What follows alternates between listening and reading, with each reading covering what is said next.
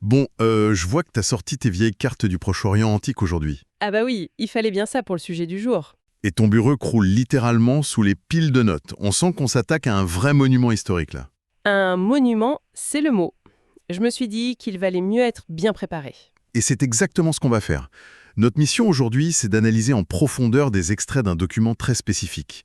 C'est intitulé Chapitre 5, Section 3, La théologie des paroles de l'institution. C'est un texte qui est attribué à Benoît XVI. Tout à fait. Et c'est une mine d'or. En fait, on va plonger dans les couches historiques, linguistiques et même sociologiques qui se cachent derrière l'un des rituels les plus célèbres de toute l'histoire de l'humanité, la dernière scène. La fameuse dernière scène, oui.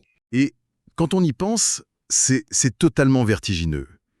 Quelques phrases, prononcées il y a 2 millénaires lors d'un simple repas partagé au Moyen-Orient, ont généré des siècles de débats exégétiques. Et ça a littéralement posé les fondations d'une institution mondiale. Exactement. Mais je tiens à préciser tout de suite le but de notre exploration analytique d'aujourd'hui, c'est pas du tout de faire du catéchisme ou de prendre parti. On observe ça d'un œil neutre. C'est crucial de le rappeler. On est là pour l'analyse textuelle et historique. Voilà, c'est de comprendre le comment et le pourquoi. Comment une ingénierie textuelle aussi pointue s'est mise en place. Parce que pour quiconque s'intéresse à la manière dont les idées voyagent, s'adaptent à un public et s'ancrent dans des traditions super anciennes pour créer un truc radicalement nouveau, c'est une masterclass absolue de communication. C'est exactement sous cet angle qu'il faut aborder ce texte. Ce qu'on examine ici, c'est vraiment la mécanique interne d'un récit fondateur. On a trop souvent tendance à s'imaginer que ces textes anciens sont tombés du ciel, d'un seul bloc, parfait et immuable. Ouais, comme s'ils avaient été dictés d'une traite. C'est ça. Mais la réalité historique est bien plus organique. Ces récits ont été forgés, ils ont été débattus, transmis oralement, puis réceptionnés par des communautés qui avaient leur propre code culturel. Et ce qui est brillant dans les sources qu'on analyse aujourd'hui, c'est qu'elles démontrent comment un message aux ambitions universelles a été savamment encodé. Encodés dans des formules d'une précision chirurgicale, c'est le mot. Justement pour survivre au passage du temps. Bon, décortiquons un peu tout ça. Parce que la première chose qui m'a sauté aux yeux en préparant cette plongée, c'est une énorme surprise. On a tendance à penser qu'il y a une seule version officielle de ce repas. Et non, pas du tout. Ben non. Il y a en fait deux traditions distinctes qui cohabitent dans les récits anciens. D'un côté, on a la tradition des auteurs Marc et Matthieu. Chez eux, la parole prononcée sur le pain est hyper directe, presque lapidaire. Ils disent juste « ceci est mon corps ». Point. C'est très brut, oui. Mais de l'autre côté, on a la tradition de Paul et de Luc, qui ajoute une nuance capitale. Paul écrit « ceci est mon corps qui est pour vous » et Luc va encore plus loin en précisant « ceci est mon corps donné pour vous ». Sans oublier la suite. Ah oui, sans parler de la fameuse consigne « faites cela en mémoire de moi », qui est bien là chez Luc et Paul, mais qui a complètement disparu des radars chez Marc et Matthieu. Ce qui est fascinant ici, c'est d'observer l'adaptation culturelle en temps réel. Prenons l'exemple de la fameuse parole sur le vin, le calice. Vas-y. Dans la tradition de Marc et Matthieu, le texte y va frontalement. « Ceci est mon sang ». Mais si on se penche sur la tradition de Paul et Luc, la formulation bifurque de manière très très stratégique. Ils parlent de « la nouvelle alliance en mon sang ». Et pourquoi ce changement ? L'analyse historique montre qu'il s'agit d'un égard direct, d'une précaution immense vis-à-vis du public juif de l'époque. Ah mais ça se comprend totalement. D'un point de vue purement relation publique, dire à une audience juive du 1er siècle de boire symboliquement du sang, c'est le pire cauchemar marketing possible, quoi. C'est clair. Il y a un tabou absolu, un interdit religieux extrêmement strict concernant l'ingestion de sang dans le judaïsme antique. Exactement. Le sang est considéré comme le siège de la vie, il appartient exclusivement à la divinité. En modifiant légèrement la formulation chez Paul et Luc, le contenu direct de ce qui doit être bu n'est plus le sang physique, ce qui provoquerait un rejet épidermique immédiat. Donc le contenu devient l'alliance. C'est ça, c'est le concept spirituel de la nouvelle alliance qui est ingéré pour ainsi dire. C'est une pirouette linguistique et culturelle vraiment brillante, qui permet au message de passer sans heurter de front à un interdit fondamental de l'auditoire. C'est super intelligent.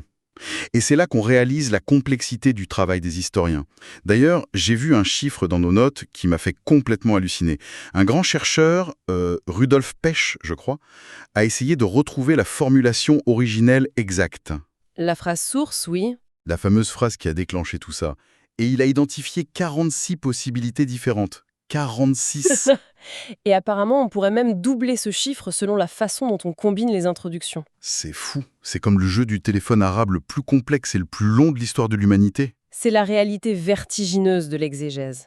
Les premières communautés se sentaient tenues par une fidélité stricte au cœur du message, bien sûr, mais elles savaient aussi jouer avec les échos de l'Ancien Testament. Ajuster une petite nuance permettait de faire résonner un texte prophétique spécifique selon la communauté à laquelle on s'adressait. Alors si les mots eux-mêmes étaient aussi malléables et stratégiques, qu'en est-il des actions physiques? Parce qu'ils n'étaient pas juste assis là à écouter un discours. Non, il y a des gestes très précis. Il prend le pain, il prononce une prière, il le rompt. Ce n'est pas anodin. Loin de là, le vocabulaire grec ancien utilisé pour décrire cette prière est hyper révélateur. On trouve le mot Eucharistia chez Paul et Luc et Eulogia chez Marc et Matthieu. D'accord, et ça veut dire quoi concrètement? Derrière ces termes grecs se cache une institution juive très concrète, la Beraka. C'est la grande prière de louange et d'action de grâce. Dans l'Antiquité juive, on ne se jette pas sur la nourriture. On prend le temps. Exactement. On ne mange pas sans remercier d'abord le Créateur pour le fruit de la terre, le pain et le fruit de la vigne. L'action de grâce devient une bénédiction sur l'aliment lui-même. Louis Bouillet a d'ailleurs très bien décrit comment le rituel s'est développé à partir de cette Beraka. Ce qui m'amène au geste qui suit cette prière, l'acte de rompre le pain. C'est un concept qui a traversé les millénaires, mais à l'époque, c'est pas juste pour faire des parts égales parce qu'on n'a pas de couteau sous la main. Ah non, absolument pas. Rompre le pain, dans la culture de l'époque, c'est le rôle exclusif du père de famille. C'est lui qui distribue la vie, la subsistance. Mais surtout, c'est le geste ultime de l'hospitalité. L'intégration de l'autre. C'est ça. C'est l'acte par lequel on fait asseoir l'étranger à sa table, on partage avec lui ses propres ressources pour l'intégrer à sa communauté. Et l'analyse que nous étudions affirme que ce geste donne à ce nouveau mouvement une dimension inédite. La dimension d'amour du prochain, c'est ça? Oui, l'amour concret de l'autre, ce qu'on appelle la caritas. Ça n'est pas un supplément d'âme ou une petite option philanthropique sur le côté. C'est le cœur du système. C'est le moteur. Voilà. Dans le partage du pain, la dimension horizontale, c'est-à-dire le lien social entre les humains, et la dimension verticale, la connexion avec le divin, fusionnent complètement. C'est fou, car au fond, on utilise toujours un peu la même mécanique psychologique aujourd'hui. Quand on veut instaurer un climat de confiance, que ce soit pour signer un énorme contrat commercial ou lors d'un premier rendez-vous, qu'est-ce qu'on fait? On s'invite à dîner. On partage un repas, oui. Sauf qu'ici, l'enjeu est colossal. En centrant le culte sur ce repas partagé et sur l'hospitalité, on rend complètement obsolète l'ancien système du temple de Jérusalem, qui lui fonctionnait sur des sacrifices d'animaux sanglants. C'est une révolution sociale. Et philosophique. On remplace un système rituel extérieur par une éthique du don de soi. Et c'est là que ça devient vraiment intéressant. Parce que justement, on arrive à la déclaration qui accompagne ce pain. « Ceci est mon corps ». Évidemment, si on prend ça au premier degré strict, on tombe dans le cannibalisme morbide. Bien sûr. Mais l'analyse historique précise que dans la pensée sémitique de l'époque, le mot corps ne désigne pas un morceau de viande séparé de l'esprit. Ça désigne la personne entière. En clair, il dit « ceci est moi dans ma totalité ». Tout à fait. Mais attends, logiquement parlant, j'ai un vrai blocage. Comment un homme peut-il physiquement offrir son corps, se donner lui-même, alors qu'il est littéralement vivant, assis à table en train de parler à ses amis? C'est l'un des paradoxes les plus puissants du récit. Si l'on relie cela à une perspective plus large, la clé de compréhension est donnée dans d'autres textes de l'époque, notamment cette fameuse affirmation de Jean « Personne n'enlève ma vie, mais je la dépose de moi-même ». D'accord, il faut replacer la scène dans son contexte. Exactement, cet homme sait qu'une mort violente, une exécution politique et religieuse est imminente. Ce qui se joue lors de ce repas, c'est un retournement psychologique et théologique magistral. Il anticipe cette mort subie et inévitable pour la transformer, de son propre chef, en un acte de don totalement libre. Il refuse le statut de victime passive. Il en fait une offrande. Il prend le contrôle narratif de sa propre fin, en quelque sorte. Mais notre document va plus loin et relie cet acte libre à un concept éthique fascinant, la critique de la grâce à bon marché. Ah, ce fameux concept. Théologien qui savait de quoi il parlait en matière de mal absolu, puisqu'il s'est opposé frontalement au régime nazi. Mais attends, si on suit la logique jusqu'au bout, le pardon spirituel n'est-il pas censé être inconditionnel? C'est la question qu'on se pose tous. Pourquoi attaquer le concept de grâce en la qualifiant de bon marché si le but ultime de ce rituel est justement de pardonner les fautes? Parce qu'un pardon qui effacerait le mal d'un simple revers de la main, sans exiger de justice, serait une insulte aux victimes de ce mal. Ah, je vois. L'analyse argumente de manière très pointue que la divinité ne peut pas simplement fermer les yeux sur l'injustice flagrante, sur les atrocités, sur ce que le texte appelle de manière assez glaçante la marée immonde du mal. C'est une image forte. Oui, faire l'impasse sur cette réalité, accorder un pardon automatique sans que le mal n'ait été réellement affronté et vaincu, c'est ça la grâce à bon marché. C'est un optimisme naïf et dangereux. Donc on ne peut pas juste dire « allez, on oublie tout ». Non, le récit pose le postulat que l'humanité est incapable de stopper cette marée. C'est donc l'obéissance radicale et le don total de soi du fondateur qui viennent s'opposer physiquement et spirituellement à cette masse de péché. Le mal est pris très au sérieux, il n'est pas du tout balayé sous le tapis. D'accord, donc l'acte exige une responsabilité écrasante, on n'est pas du tout dans la pensée magique. Mais alors, passons au deuxième pilier de ce repas, le vin, le calice. Le calice, oui. Quand on lit l'analyse de la phrase prononcée sur la coupe, c'est presque intimidant tellement c'est dense. Qu'est-ce qui se cache exactement sous ce tissage textuel? Cette unique phrase est probablement l'un des condensés symboliques les plus complexes de l'Antiquité. Elle réussit l'exploit d'entrelacer 3 piliers majeurs de l'Ancien Testament. 3 d'un coup? Oui. Le premier, c'est l'Exode. Le récit du mont Sinaï où l'alliance entre Dieu et le peuple est scellée par le sang d'animaux sacrifiés. Mais cette alliance repose sur la promesse des humains d'obéir. Une promesse qui, si je me souviens bien, vole en éclats presque instantanément. Exactement. Avec l'épisode fameux du veau d'or. C'est la démonstration de la fragilité désespérante de la volonté humaine. Le premier pilier est donc un constat d'échec. Un rappel que les contrats basés sur la perfection humaine ne tiennent pas la route. Et le deuxième alors? Le deuxième pilier nous propulse des siècles plus tard, dans le livre de Jérémie. Il faut s'imaginer le contexte. C'est le traumatisme absolu de l'exil à Babylone. Le temple de Jérusalem, qui était le centre de gravité spirituelle, culturelle et nationale du peuple, est complètement rasé. L'élite est déportée. C'est l'effondrement total de leur univers. Et c'est au milieu de ces ruines fumantes que le prophète Jérémie annonce une nouvelle alliance. Mais attention, l'innovation est radicale. C'est-à-dire? Cette alliance ne sera plus gravée sur des tables de pierre extérieures qu'on peut briser, elle sera inscrite directement à l'intérieur, dans le cœur des humains. Ce qui amène inévitablement au troisième pilier qui explique comment cette fameuse alliance interne va pouvoir être réalisée. Tout à fait. C'est le texte d'Isaïe sur le mystérieux serviteur souffrant. Une figure qui prend sur ses propres épaules les fautes de la multitude pour la sauver. C'est bien ça? C'est exactement ça. Si l'on superpose ces 3 calques, le message du calice est limpide. Le sang des animaux sacrifiés au temple ne réglait rien en profondeur. La fidélité humaine, trop vacillante, devait être remplacée par l'engagement inébranlable d'un seul, agissant comme un pont définitif entre le divin et l'humain. On comprend mieux l'architecture monumentale du texte.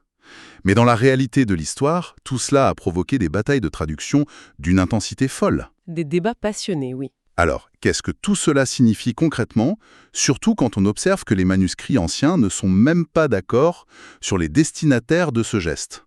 Le débat se cristallise sur un seul mot. Les textes de Marc et Matthieu disent que le sang est versé pour une multitude.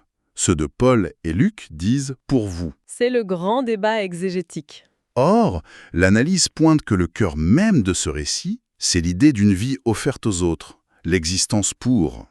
Mais historiquement parlant, qui sont ces autres? La tribu locale ou l'humanité entière? C'est l'une des controverses linguistiques les plus fascinantes du XXe siècle. Dans les années 1930, le grand consensus scientifique, porté par des exégètes réputés comme Joachim Jérémias, affirmait que le mot grec traduit par « multitude » était un sémitisme. Un sémitisme, c'est-à-dire une expression idiomatique propre aux langues sémitiques? Exactement, et qui voulait tout simplement dire la totalité, tous les hommes.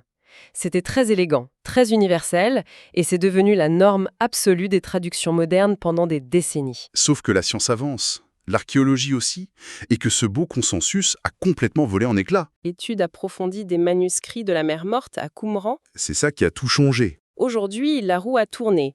Les spécialistes estiment que dans le contexte historique strict, le terme « multitude » ne désignait pas du tout l'humanité entière, mais désignait spécifiquement la totalité du peuple d'Israël, et personne d'autre. Et pour complexifier encore le tableau, j'ai vu que des recherches linguistiques extrêmement pointues et très récentes ont bouleversé notre compréhension grammaticale de la phrase.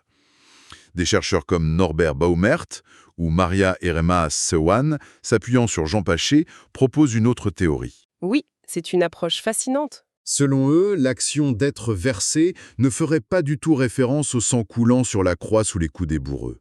Ce serait une erreur d'interprétation historique. L'action désignerait le fait de verser le calice lui-même, l'acte rituel et concret de servir cette boisson sacramentelle. Et ça change la perspective. Donc, si la mort physique était destinée à tous, le rite particulier de ce calice, lui, visait initialement une multitude très précise, la communauté des disciples rassemblés. Mais au final, quand on prend un peu de hauteur, peu importe la grammaire originelle exacte du 1er siècle. Ce qui est captivant, c'est la façon dont le mouvement naissant s'est emparé du concept pour le faire exploser au-delà de ses frontières initiales.